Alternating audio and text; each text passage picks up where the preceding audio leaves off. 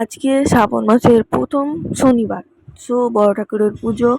অনেকে বলতে পারো সিন্নি, অনেকে শিরুনি বলতে পারো। আমাদের এখানে সিন্নি, শিরুনি, বড় ঠাকুরের পুজো সব কিছুই বলে। তা আমি শিরুনি খাই না।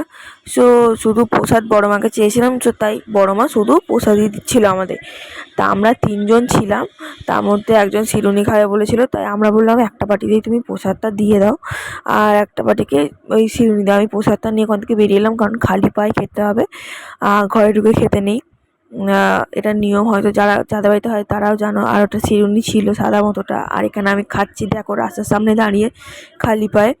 আর যথেষ্ট ভালো লাগছিল। জানি না এই জায়গাটা এরকম ক্যামেরাটা লাগছিল কেন, এতটা কালারিং। তারপরে খাওয়া দাওয়া হয়ে যেত আমরা একটু মাঠের দিকে এসেছিলাম, দেখতে পাচ্ছ কি সুন্দর ঝড় উঠেছে বৃষ্টির ওয়েদারে। আর ওয়েদারটা খুব সুন্দর, বৃষ্টি পড়তে শুরু করে দিয়েছিল। তার একটু আমাকে নিজেকে দেখে পিছনের আকাশটা দেখতে পাচ্ছ কতটা কালো হয়ে গেছিলো। Like, comment, share, please subscribe, tata.